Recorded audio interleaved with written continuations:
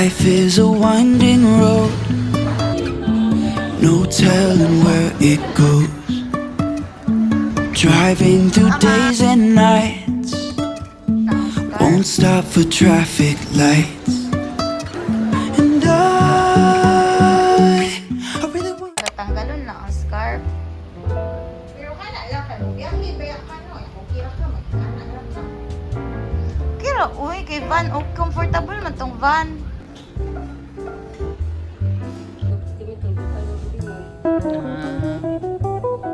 Oh.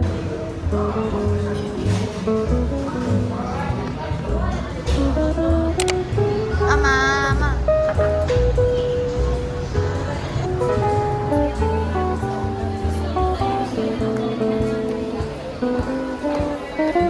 Mana ada yang bagus?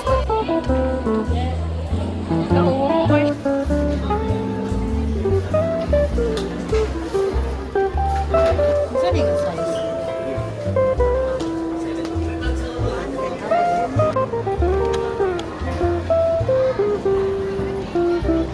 Say bagay sa kapitino ni Bito. Ay, gamay ka. Ayusin mo na.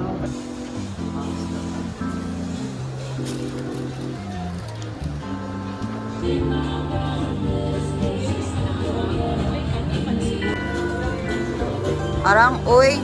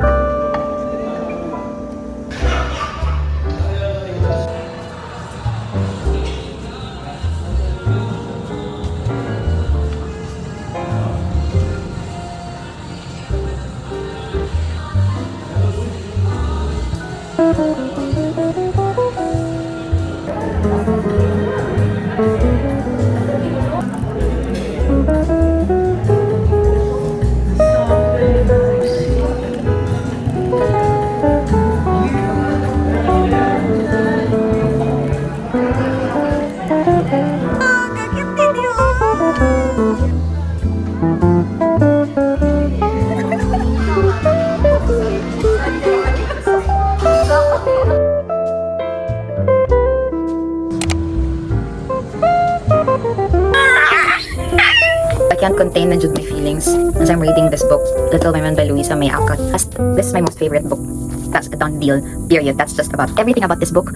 The way the sisters were written, perfect kayo. And I already know what happens in the book because I watched the movie, guys, and then Lori will end up marrying Amy and stuff. I already know those big na plot twists, but even then, surprising kang everything. Well written kaayo. Every character, including si Lori and si Miss March ang mother, related kayo basta book and movie man good. Normal yun na siya na human experience na lahat yun ang interpretation sa tanan or ang pag-receive sa tanan. And the film is just one or a few people's interpretation of the book. So that's why dili jud mag-sit for everyone ang adaptation. Anyway, kabalo kong ang issue ni Jo kay di ko siya ready to leave her childhood. Hard enough to have you change all of a sudden. Let me be a little girl as long as I can. Kana na reply ni Jo summarizes everything between Jo and Meg. I remember the scene. Just because my dreams are different than yours doesn't mean that they're less na valuable or something like that. Just think na characteristic ni Meg is gusto siya luxury. Luxury jud iyang brand, iyang style. And then from the movie, nag-marry siya someone na poor. And that's something na issue kay Jo. I want you to have the castle in the air na gusto nimo katong ato na type of life. It's bad enough that you're giving up your childhood or you're becoming kanang woman na gyud na ready to rule a household. Mga nana, it's bad enough na niabot na tanan na point and we are gonna separate. That's bad enough. But to see you na magsettle and not live the life that you've always spoken about, that's harder for a sister, for Jo, na very ambitious kay among the four. I already know na kanang mahitabo. But I'm so excited to see. I'm so excited to get there. You know you've been pulled from your readings long when from the moment you wake up and before you go to sleep, all you can think about is reading your book.